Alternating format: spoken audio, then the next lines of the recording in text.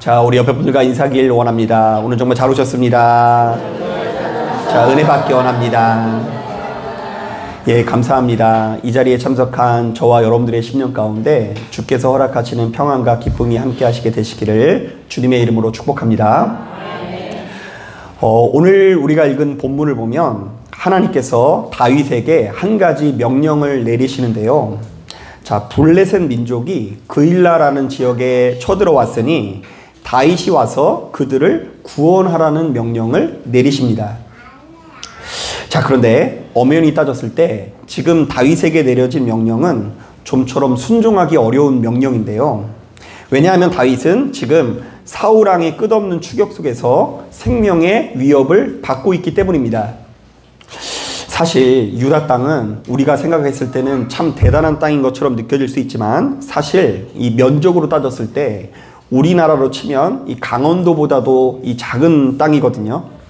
자, 그렇기 때문에 이렇게 작은 땅에서 국가의 강력한 포위망을 뚫고 살아남는다는 것은 보통 어려운 일이 아닙니다. 자, 그래서 다윗은 끝까지 살아남기 위해서 그야말로 부지런히 움직이는데요.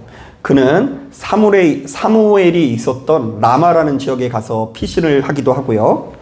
그리고 당시 성막이 있었던 노비라는 지역으로 피신을 가기도 하고요. 심지어 블레셋 민족의 땅인 가드까지 도망쳐서 미친 척 연기를 하게 됩니다.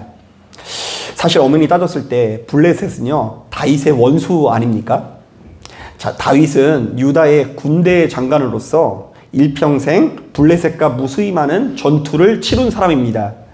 자, 그런데 다윗이 이런 곳까지 가서 피신을 했다라는 것은 유다 땅 안에서 사울의 추격을 피하는 것이 그만큼 어려웠다라는 것을 의미합니다. 자, 그러니까 다윗이 오죽하면 어디까지 갔다고요? 블레셋까지 가겠냐는 것이죠. 자, 여러분, 우리가 바로 이 상황을 충분히 고려할 필요가 있는데요. 자, 지금 다윗은 온 이스라엘의 전쟁 영웅에서 모든 것을 다 잃고 바닥까지 추락한 상황입니다. 자, 게다가 국가 최고 통치자의 끊임없는 추격 속에서 언제든 죽음을 맞이할 수 있는 상황입니다. 자, 그럼 만약 여러분들이 이런 상황이라면 하나님께 주로 어떤 기도를 할 것 같으세요? 자, 아니, 하나님께서 여러분들에게 바로 이 순간에 어떤 응답을 내려주실 것을 기대할 것 같습니까? 자, 저 같은 경우 어제 말씀을 이렇게 준비하다가 곰곰이 생각해 봤더니 크게 두 가지 응답이 떠오르더라고요. 먼저 첫 번째로는 하나님께서 갑자기 사울의 생명을 거두어 가시는 장면을 떠오를 것 같아요. 야, 하나님, 이 사울을 먼저 안 데려가시면 내가 죽게 생겼으니 사울을 데려가 주옵소서, 이렇게 기도할 수도 있고요. 또한 하나님께서 다윗에게 이 사울보다 훨씬 더 강력한 군대를 내려주시는 장면을 기대할 것 같아요. 자, 그런데 본문을 꼼꼼히 묵상해보면 하나님께서는 다윗이 좋아할 만한 응답을 주시지 않고 전혀 의외의 말씀만 하시는데요. 자, 먼저 22장 5절을 보니까 하나님께서 가시라는 선지자를 통해서 이렇게 명령하십니다. 너는 모압 땅에 머물러 있지 말고 유다 땅으로 들어가라. 자, 이게 무슨 소리인가? 자, 지금 다윗이 모압에 있고 싶어서 있는 게 아니죠. 자신이 유다 땅에 있으면 사울에게 죽을 것 같으니까 간신히 생명을 부지하면서 모압 땅에 머물고 있는 것입니다. 자, 그런데 굳이 하나님께서는 다윗의 멱살을 붙들고 다윗으로 하여금 어느 땅으로 가게 하신다고요?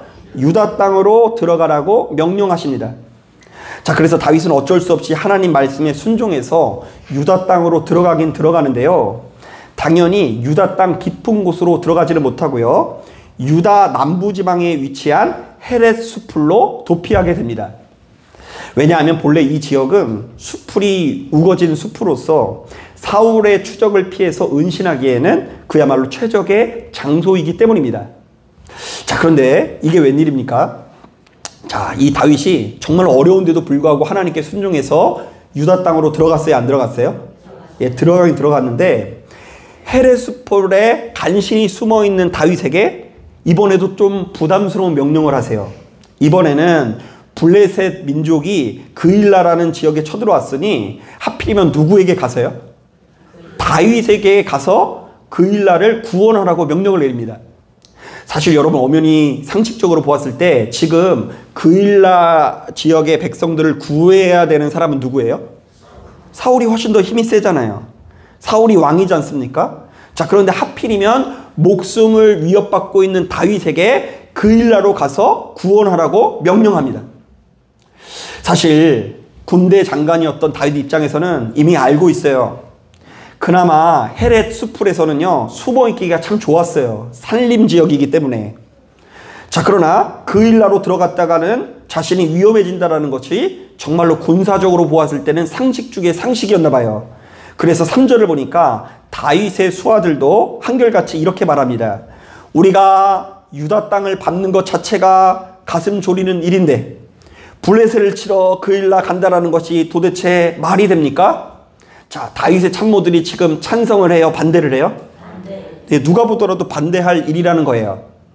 자, 그래서인지 웬만하면 다윗이 하나님께 그냥 순순히 순종하는데 4절을 보니까 다윗이 여호와께 또다시 재차 물었다고 하는데요. 이것 자체가 다윗의 망설임이 담겨져 있는 말입니다. 자, 아무래도 그 땅에 들어가는 것이 불안하니까 하나님께 응답을 받았음에도 불구하고 또다시 기도할 수밖에 없는 것이죠.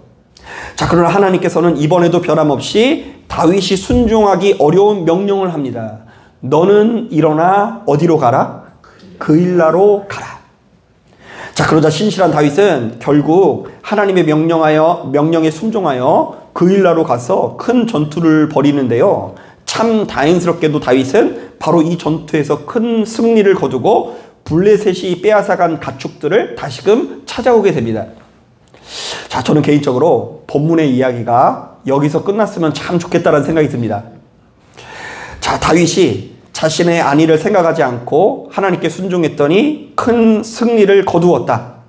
다윗의 결단으로 인해서 고통에 빠진 그일라는 블레셋으로부터 구원받았다. 성경이 이런 내용만 가득하면 참 좋겠죠. 자, 그렇다면 우리도 역시 용기를 내서 스스로의 안위를 생각하지 않고 하나님의 영광을 위하는 삶을 살아갈 수 있을 것 같고요. 저도 역시 힘있게 말씀을 전할 것 같다는 생각이 듭니다. 여러분, 하나님께 헌신하십시오. 그리하면 주님께서 여러분들 삶에 충분히 보상해 주실 것입니다.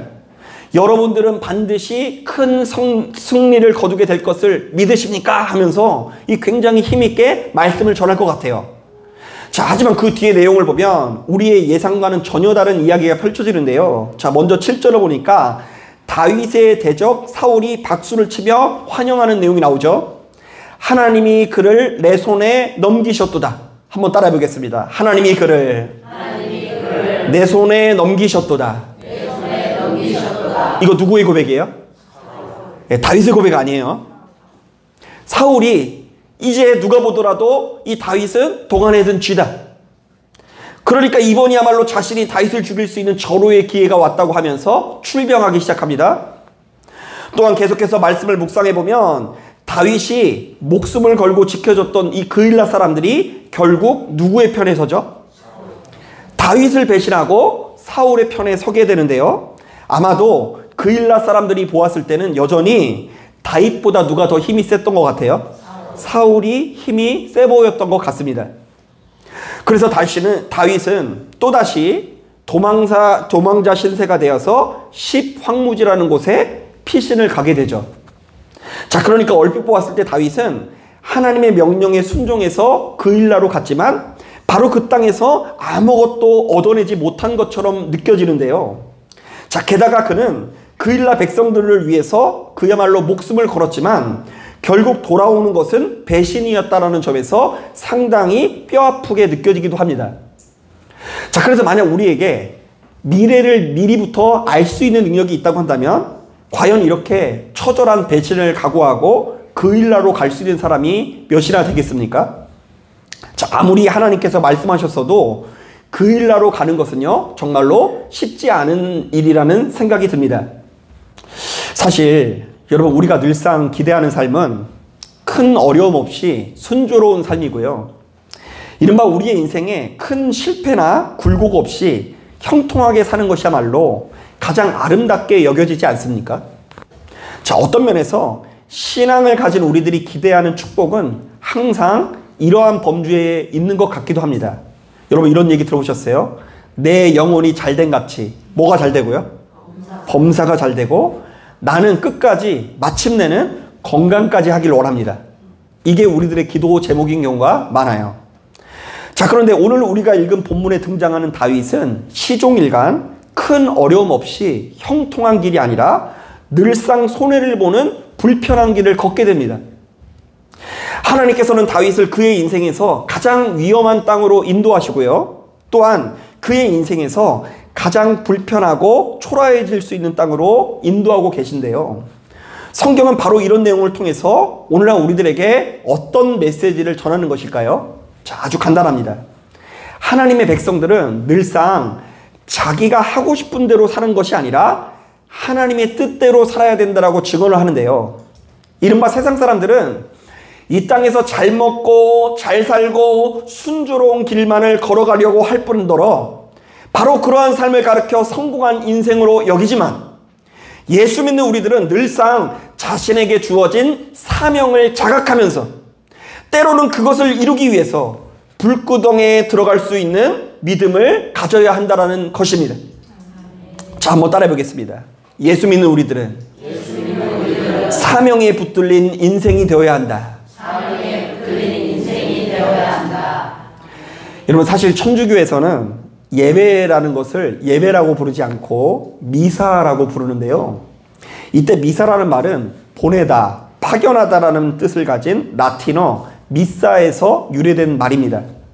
자, 그러니까 이들의 신앙 고백에 의하면 예배는 그 자체로도 의미가 있지만 제자된 우리들이 하나님의 나라를 위해 이 세상에 파견이 되고 파송이 될 때에 예배라는 사역이 완성된다라는 이야기를 하고 있어요.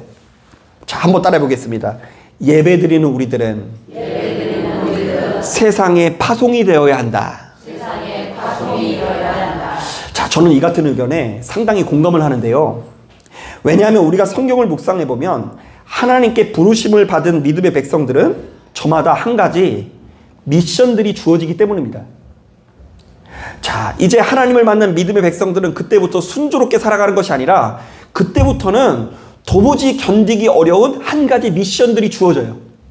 자, 예를 들어 볼까요? 자, 노아는 아직 보이지 않는 일에 경고함을 받아 일평생 무엇을 만드는 인생이 되죠? 방주를 만드는 인생이 됩니다. 자, 성경의 세계관에 의하면 아직 비가 한 방울도 내려오지 않았던 시대에 이제 곧 있으면 온 세상이 물로 덮치게 되는 홍수에 빠지게 되니 무엇을 준비하라고 이야기를 해요? 방주. 그래서 약 400년 동안 방주를 만들었다라고 기록되어 있어요. 이게 도대체 어떻게 말이 될까? 자, 그런데 이게 오늘날 우리들의 입장에서 기록되어지는 것이 아니라 당시 사람들이 생각할 때 사고관으로 보았을 때는 하나님께서 정말로 힘든 임무를 노아에게 주셨다, 이 얘기를 하는 거예요. 자, 그런데 그럼에도 불구하고 노아는 자신에게 주어져 있는 사명을 감당했다, 이렇게 우리가 해석할 수 있는 거죠. 여러분, 또한 아는 것처럼 아브라함은 하나님을 만난 이후에 본토 친척 아비의 집을 떠나 하나님께서 약속하신 땅에 가라는 미션이 주어집니다. 자, 그래서 아브라함은 일평생 하나님을 경외하며 낯선 땅에서 이방인처럼 살다가 죽음을 맞이하게 됩니다.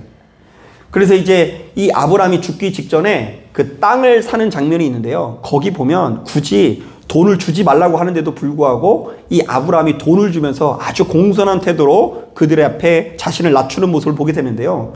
그게 이제 믿음이 좋아서 그런 거기도 하지만 힘 자체가 죽을 때까지 세지 않은 거예요. 낯선 땅에서 이방인처럼 살다가 죽음을 맞이하는 것이 아브라함의 인생입니다. 또한 모세는 하나님께 부르심을 받고 공주의 아들이라는 신분을 벗어버리고 도리어 하나님의 백성과 함께 고난을 받게 되는데요. 이른바 모세는 자신에게 보장되어 있는 성공과 출세를 뒤로하고 이스라엘 백성들을 출애굽시키려고 사력을 다하다가 결국 척박한 광야에서 죽음을 맞이하게 됩니다. 자, 그런데 그 끄트머리에 보면 뭐라고 기록하냐면 모세의 무덤이 어디인지 아는 사람이 있었다, 없었다? 없었다. 애굽은 본래 이 누군가 죽고 나면 무덤을 크게 짓는 문화가 있었어요. 그런데 모세는 그 길을 따르지 않았다. 모세가 어디에 죽었는지 알지 못했다. 세상의 사람들의 눈으로 보았을 때 아주 초라한 죽음을 맞이한 것처럼 보인다라는 거예요. 또한 엊그제 제가 이사야서 6장을 보다가 좀 은혜를 받았는데요. 자, 이사야 6장을 보면 이사야가 성전에서 기도하다가 환상을 보기도 하고 이런 음성을 듣습니다. 하나님께서 이렇게 말씀하십니다. 내가 누구를 보내며 누가 우리를 위하여 갈꼬. 자, 그랬더니 누가 손을 들어요? 이사야가 손을 들고 말합니다. 내가 여기 있나이다. 나를 보내소서. 자, 그러자 하나님께서는 앞으로 이사야가 걸어갈 길이 얼마나 어려운 길인지를 이렇게 깨닫게 해주십니다. 너희가 듣기는 들어도 깨닫지 못할 것이요 보기는 보아도 알지 못하리라. 내가 너를 보내긴 보내는데 네가 말해도 사람들이 듣는다 안 듣는다? 안 듣는다. 자, 여러분 지금 제가 전하고 있는 이 말씀을 듣고 계세요? 아유, 감사해요. 그럼 제가 훨씬 이사야보다 복된 사역을 하고 있는 거예요. 이사야는 어차피 전하면서도 이 사람들이 안 들을 걸 알아. 죽을 때까지 안 들을 거, 죽을 때까지 안 변할 걸 알아요. 그래서 여러분들이 들어주시니까 이게 얼마나 감사한 일입니까? 자, 그럼에도 불구하고 이사야는 자신에게 주어진 사명을 끝까지 감당하다가 무려 4명의 왕을 모시는데요. 아주 오랫동안 이 조국의 이 흥망성쇠를 지켜보는데요. 안타깝게도 조국이 좋았을 때의 모습에서 점점 더 어떻게 되는 걸 보게 돼요? 망해가는 것을 지켜보면서 하나님의 말씀을 꾸준히 전하는 자의 위치에 서게 됩니다. 자, 우리가 잘 알고 있는 것처럼 이 사도 바울도 역시 하나님의 부르심을 받고 이방인들에게 복음을 전하는 사도로 거듭나게 되는데요. 이로 인해서 얼마나 많은 박해와 핍박을 받게 되는지 모릅니다. 자, 그럼에도 불구하고 사도 바울은 죽기까지 하나님께서 자신에게 부여한 그 길을 완수하기 위해서 노력하는데요. 사도행전 20장을 보니까 그렇게 사명을 위해 살아가는 이유를 이렇게 소개합니다. 내가 달려갈 길과 주 예수께 받은 사명, 곧 하나님의 은혜의 복음을 증언하는 일을 마치려 하면은 나의 생명조차 조금도 귀한 것으로 여기지 아니하노라.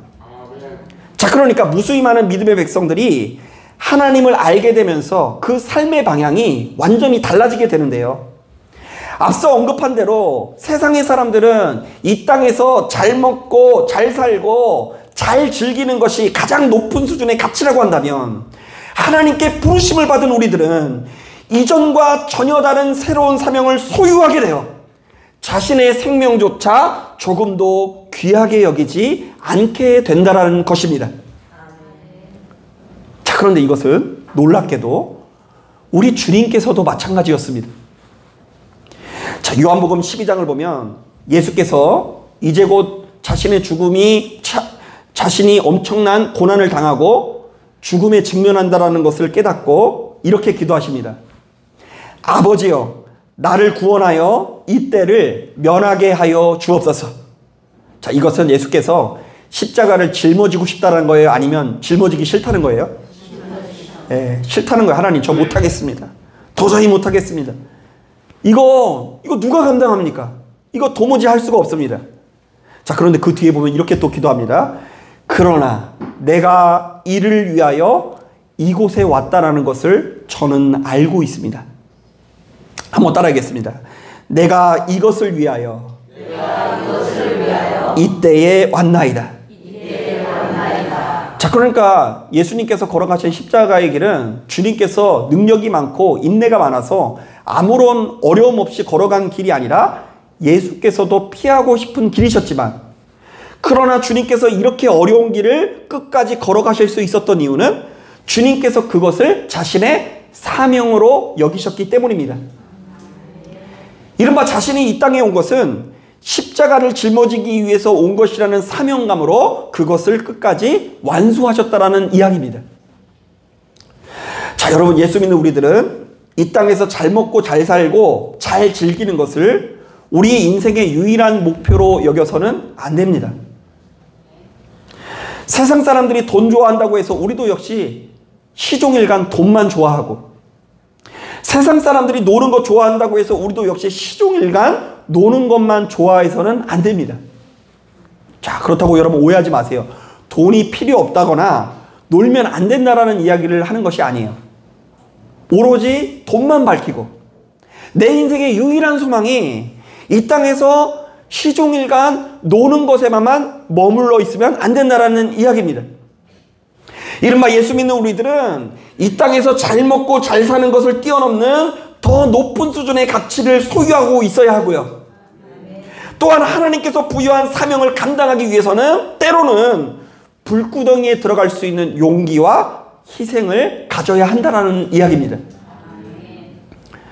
자, 그런데 만약 우리가 겉으로는 예수를 믿노라 하면서도 모든 것을 압도하고도 남는 사명을 소유하지 않으면 우리의 삶은 수시로 혼탁해질 수밖에 없고요.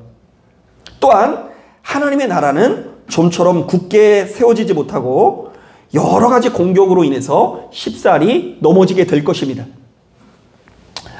자, 말씀을 준비하다가 생각나는 일이 있습니다.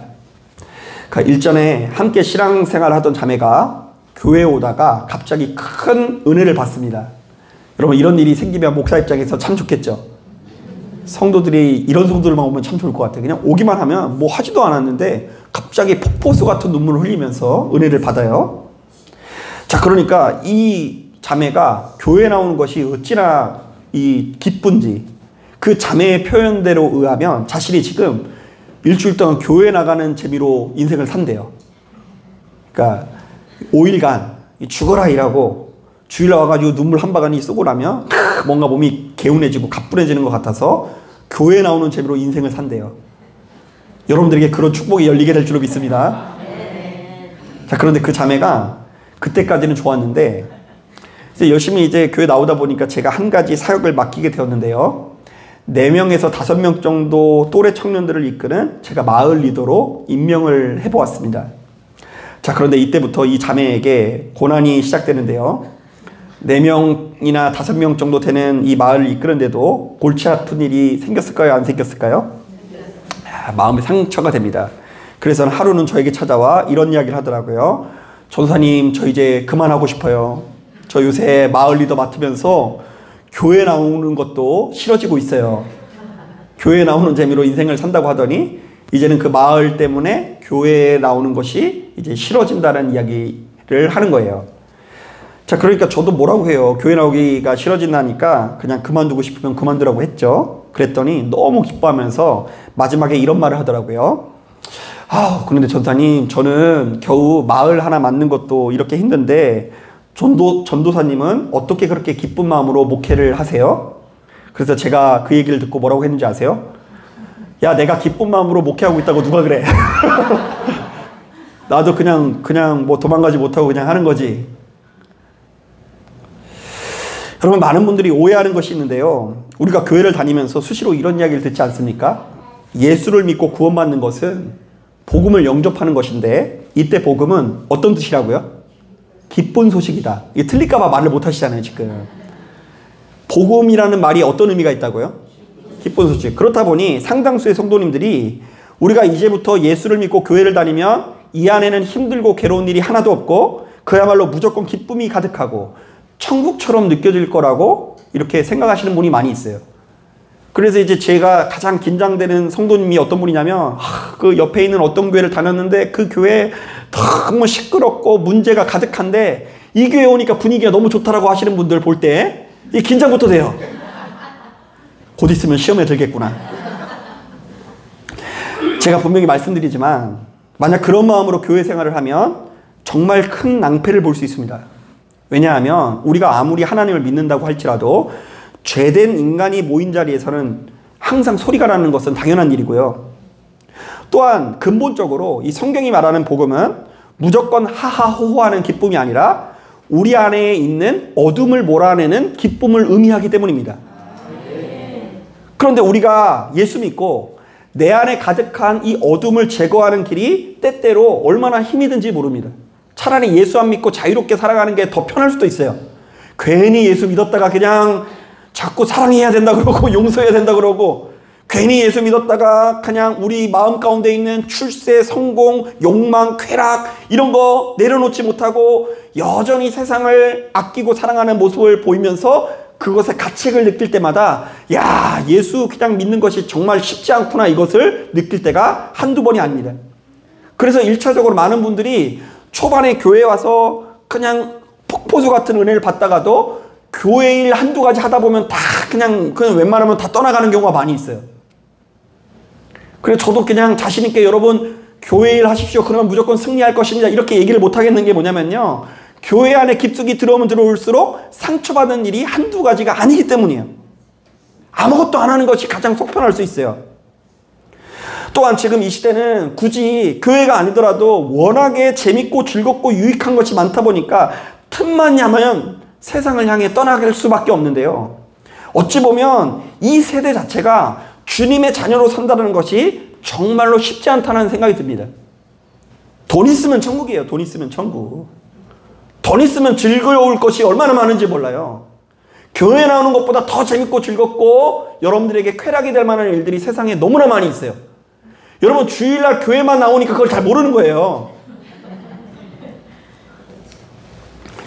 하지만 그럼에도 불구하고 이 험난한 세상에서 우리의 눈을 미혹하는 이 세상에서 그나마 교회가 이렇게 유지되는 이유는 어떤 일이 있어도 끝까지 헌신하기로 작정한 사명자들이 있기 때문입니다.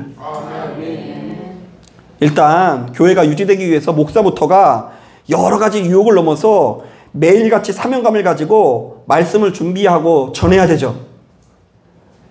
제가 그냥 주일 아침 10시에 일어나가지고 10시 30분부터 주일 준비를 시작해서 10시 30분부터 50분까지 말씀 준비를 끝나고 11시부터 말씀을 전하면 안 되는 거 아니겠어요? 그리고 막 속 모르시는 분들이 가끔씩 이렇게 얘기를 하세요. 아우 목사님 성지순례를 한번 다녀오세요. 목사는 성지순례를 가야 됩니다. 그 제가 성지순례 가면 누가 말씀을 전해요? 그러니까 안 가는 거지. 갈 기회가 없는 게 아니라 안 가는 거예요. 왜요? 교회를 지켜야 되니까. 그럼 빨리 부목사님을 뽑아야 돼요. 저 놀러 다닐 수 있게. 부목사님 10명만 뽑아놓으면 목사님이 어디 돌아다녀도 다 교회가 다 돌아가더라고요.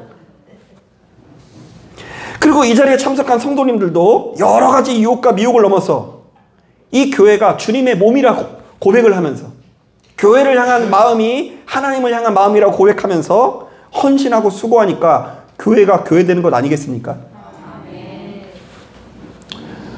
오늘 아침부터 그냥 어떤 성도님이 오셔가지고 교회 전기 이 차단기가 하나가 있는데 그 차단기가 떨어지는 이유를 저에게 설명하면서 이런 해결책을 일주일간 준비해 오셨더라고요. 아니 교회 전기가 그분의 삶에 무슨 의미가 있어요. 그죠? 자기 먹고 살기도 바빠 죽겠는데 교회 전기가 떨어지지 많이 가지고 일주일간 연구를 해 오셨어요. 그게 사명이라는 생각이 들어요. 그냥 이 교회를 관찰로 이렇게 지켜보면서 목사가 얼마나 잘하나 못하나 평가만 하고 이게 아니라 이 교회가 나의 교회요. 주님께서 내게 맡겨주신 사명을 지닌 터라고 믿고 이것을 부단히 일구기 위해서 노력하는 그 사람의 마음에 의해서 이 교회가 세워지고 있다는 이야기예요. 참고로 여러분들에게 주어진 직분도 벼슬이 아니라 주님의 몸된 교회를 지키기 위한 사명입니다. 직분을 주는 이유는 교회가 견고해지기 위해서 직분을 주는 거예요. 자꾸 오해하시면 안 돼. 이게 쇼핑하듯이 뭐 얼마 내면 뭐 장로, 얼마 내면은 권사 이게 아니에요. 집사는 봉사의 의무가 있습니다.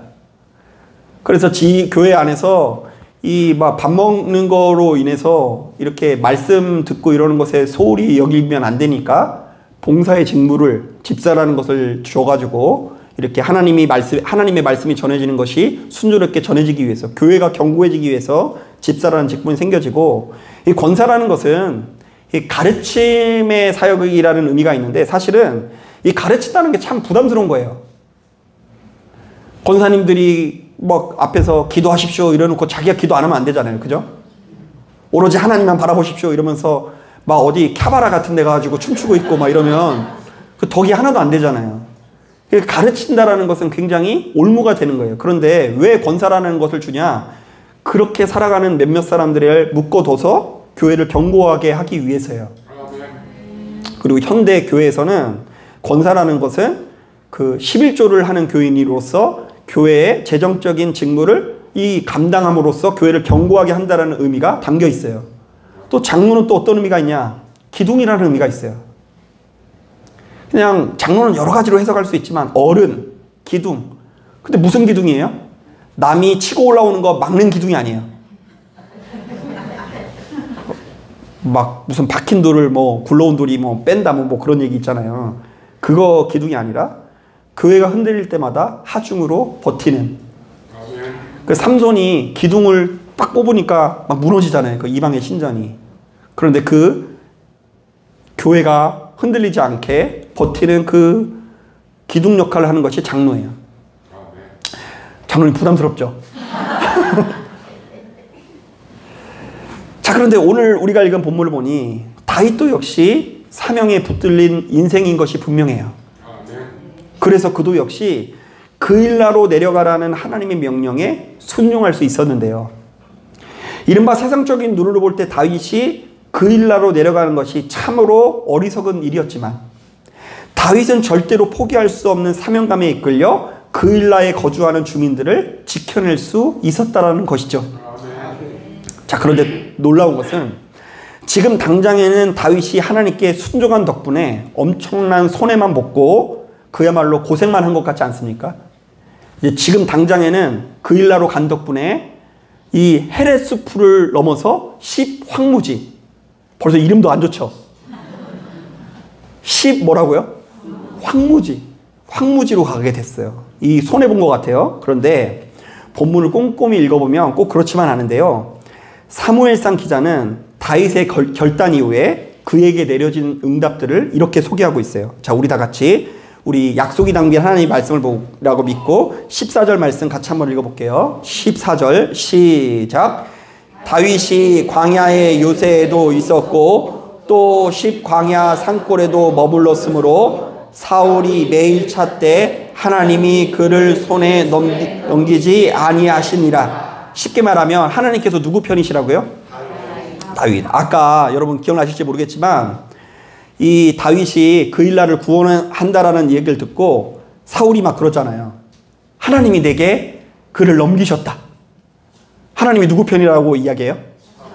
자기 편이라고 하죠. 자, 그런데 막상 결정적인 순간에 하나님께서 누구의 편을 들어주셨다고요? 다윗의 편을 들어주셨다. 이게 굉장히 중요한 포인트고요. 자, 계속해서 그 뒤의 내용을 보면 다윗이 그일라 백성에게 배신당해서 아까 이야기했었던 10황무지라는 곳에 피하게 되는데요. 거기서 사울의 아들 요나단이라는 사람을 만나게 돼요. 자, 그런데 요나단이라는 사람이 다윗에게 뭐라고 하는지 잘 들어보세요. 이게 하나님의 응답이에요. 우리 17절 말씀 같이 한번 읽어보겠습니다. 17절 시작. 곧 요나단이 그에게 이르기를 두려워하지 말라. 내 아버지 사울의 손이 내게 미치지 못할 것이요 너는 이스라엘의 왕이 되고 나는 내 다음이 될 것을 내 아버지 사울도 안다 하니라. 자, 이번에도 하나님께서는 누구의 편이시라는 이야기죠? 다윗의 편이라는 이야기를 사울의 아들의 입에서 나오게 해요. 다음 왕은 누구라고요?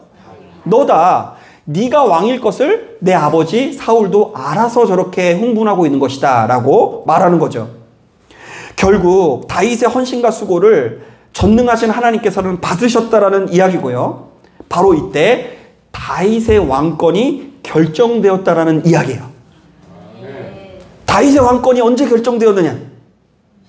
그가 예루살렘에 가서 기름 부음을 받을 때가 아니라 바로 하나님께서 세우신 왕이 십자가의 길을 걸어갈 때, 하나님께서 세우신 왕이 희생과 고통의 길을 자처할 때에 다윗의 왕권이 결정된 거예요. 아멘.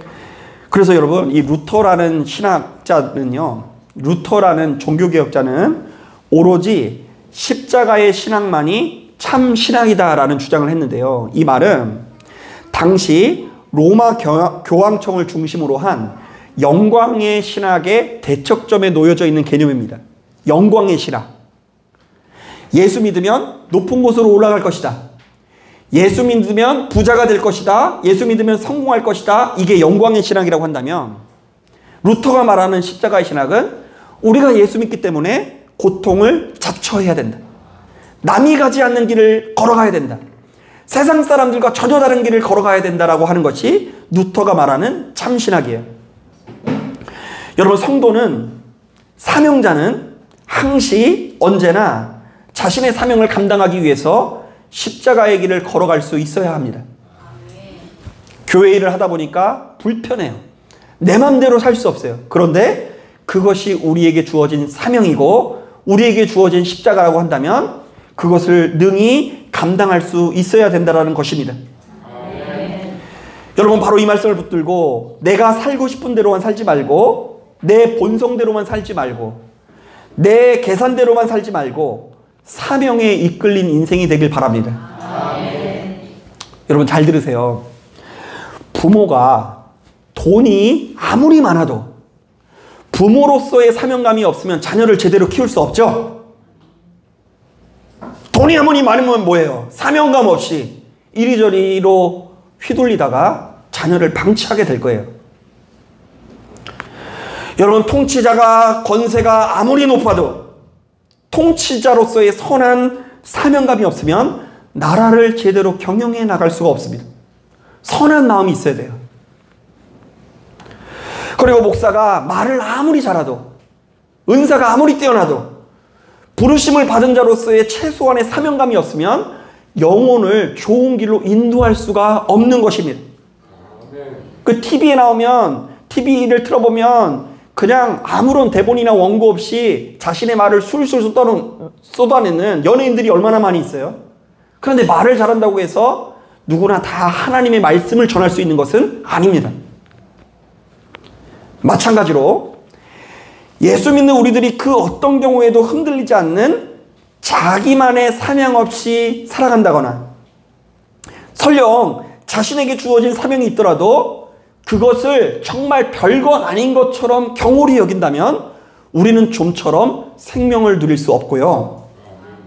또한 그 심령이 혼탁해져서 금세 세상 사람들과 별로 다를 바 없이 살아가게 될 것입니다. 그리고 더 나아가서는 세상 사람들에게 완전히 압도되어서 일평생 그들의 꽁무니를 쫓아다니며 그들이 누리고 있는 것 같은 축복을 부러워하다가 우리의 인생을 마무리하게 될 것입니다. 결국 세상은 다 돈입니다. 맛있는 거 먹는 것도 돈이고 맛있는 커피를 마시는 것도 돈이고 어디 가서 콧바람을 쐬는 것도 돈이고 친구를 만나는 것도 어떤 의미에서 뭐예요? 어떻게 맨날 얻어만 먹어요? 한 번씩 사야지. 그래서 세상은 두세 사람이 모인 가운데 항상 돈 자랑, 인기 자랑, 사람 자랑하면서 살아가는 것이 이 세상이에요. 우리가 그 한복판에서 그것이 얼마나 험악한 것인지 제대로 깨닫지 못하고 여전히 부러워하고 여전히 그것으로 우리의 인생을 설계해 나간다고 한다면 하나님께서 약속하신 축복의 진수를 누릴 수 없음이 오늘 본문 가운데 드러나고 있습니다. 사랑하는 여러분, 그러므로 바로 이 말씀을 가슴에 새기고 전능하신 하나님과 친밀히 교제하는 가운데 자신만의 굳건한 사명을 발견하십시오. 내가 그동안 어떤 사명들을 놓쳐왔는가? 하나님께서 주신 무수히 많은 사명을 내가 세상에 현혹되어서 놓쳤습니다. 중요하게 여기지 않았습니다. 그로 인해서 나의 인생이 잘못된 방향으로 나아갔습니다. 지금 당장에는 불편하고 어렵고 힘들지만 그럼에도 불구하고 나를 부르신 하나님의 뜻을 신뢰하오니 하나님, 내가 끝까지 사명을 감당하게 인도하소서. 그래서 나중에는 우리 사도 바울처럼 이런 고백을 했으면 좋겠어요.